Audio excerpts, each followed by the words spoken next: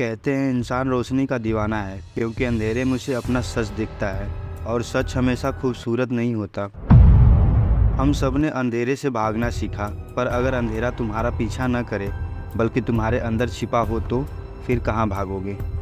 ये कहानी है महाराष्ट्र के उस गांव की जहां गांव के कुछ दूर पर बहुत बड़ा बगीचा है जिसमें ज़्यादातर पीपल के ही पेड़ हैं। वहाँ और भी पेड़ हैं जैसे महुआ का पेड़, आम का पेड़, पर लालच एक ऐसी चीज़ है जो इंसान को कभी भी कहीं भी बुला सकती है। आज की जो कहानी होने वाली है वो सौर्य ने हमें महाराष्ट्र से भेजा है। जो उन्होंने अपने साथ फील किया आज मैं आपको बताने वाला हूँ। एक आपको चेतावनी देता हूँ, इस वीडियो को रात में बिल्कुल न देखें, बच्चे तो बिल्कुल नहीं। तो चलिए अंधेरे से बचते बचाते शुरू करते हैं आज का वीडियो।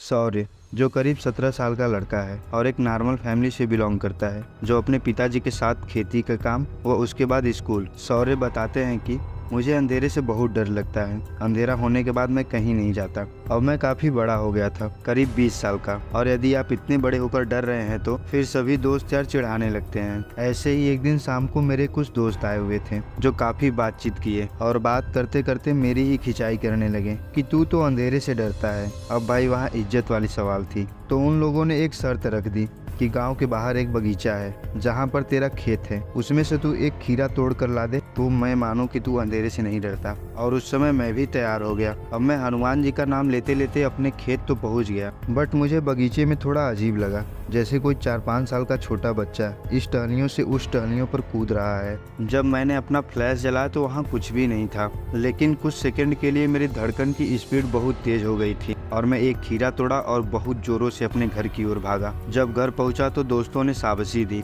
और कहा कि अब तू सच में नहीं डरता। अब रात होती है। उस दिन क्या था कि रिलेटिव में एक शादी थी, तो माँ और भैया वहीं पर गए थे और घर पे बस मैं और पापा थे। पापा बाहर सोए थे और मैं अपने रूम में। उस समय हल्की हल्की ठंडी थी, न ज़्यादा गर्मी थी और ना ही ज़्यादा सर्दी, नॉर्मल डेज थे। मैं जब भी सोता था अपने रूम की लाइट जला के सोता था, क्योंकि अंधेरे से मुझे बहुत डर लगता था। तो मैं एक पतली सी चादर ओढ़कर सो गया। मेरे सोने के करीब 1 घंटे बाद कोई बहुत भारी चीज़ मेरे ऊपर आकर बैठ गई और उस समय मैं अपने शरीर के किसी भी अंग को हिला नहीं पा रहा हूँ और ना ही मैं अपनी आँखें खोल पा रहा हूँ।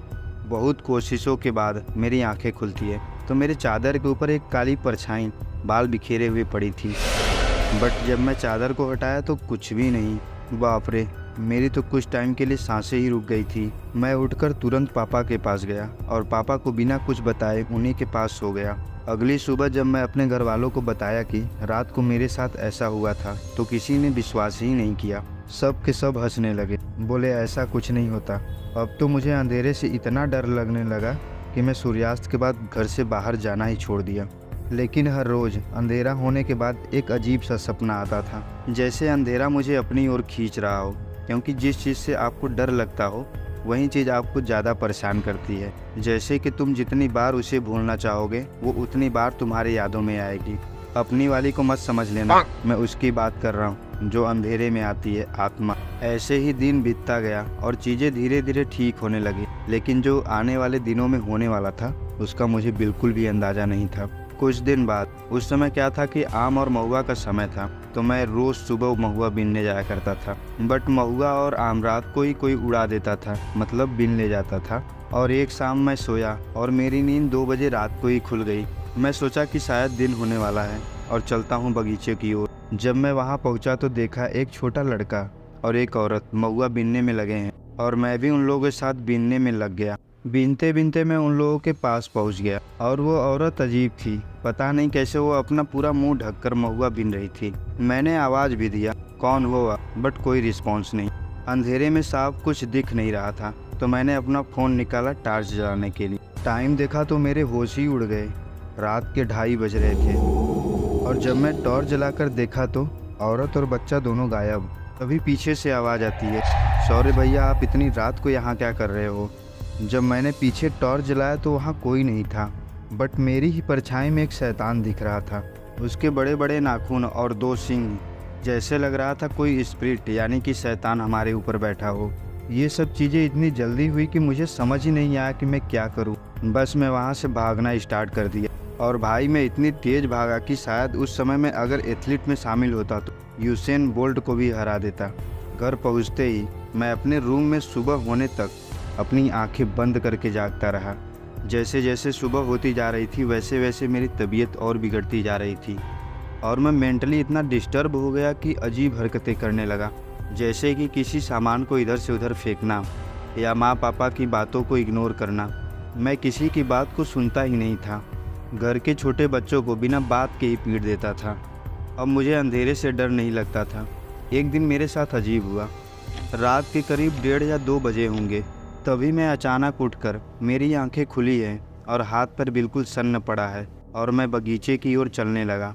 पूरा बगीचा घूम टहल के मैं वापस भी आ गया। हैरान कर देने वाली बात यह है कि वापस आकर सो भी गया।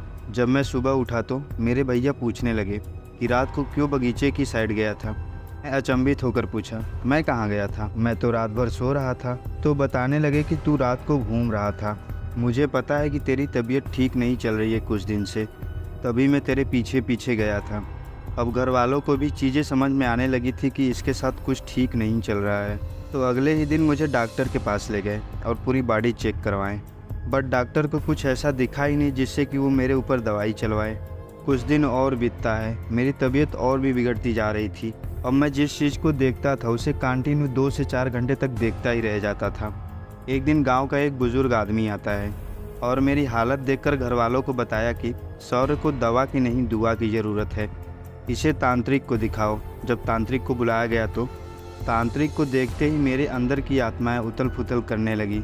मेरे ऊपर एग्जॉर्सिज्म किया गया और एग्जॉर्सिज्म के दौरान 2 आत्माओं को मेरे शरीर से निकाला गया और वो आत्माएं वहीं थी जो उस रात दिखी थी। एग्जॉर्सिज्म के दौरान मेरे साथ क्या किया गया मेरे को कुछ नहीं पता। घर वालों से भी पूछता हूँ तो घर वाले भी बताने से कतराते हैं। ये सब होने के बाद घर में एक पूजा रखी गई जिसमें ब्राह्मणों को भोज कराया गया। उस दिन के बाद से ना मुझे कोई आत्माएं दिखी और ना ही मैं उस बगीचे में कभी जाता हूँ। अब मैं बिल्कुल पहले जैसा हो गया हूँ, लेकिन हाँ, अंधेरे से अब भी डर लगता है। तो सौर्य की कहानी यहीं पे ख़त्म होती है। तो दोस्तों, कहानी कैसी लगी कमेंट करके ज़रूर बताना, और यदि वीडियो पसंद आया तो वीडियो को लाइक और चैनल को सब्सक्राइब ठोको यार। बाकी मिलते हैं नेक्स्ट वीडियो में, तब तक के लिए धन्यवाद।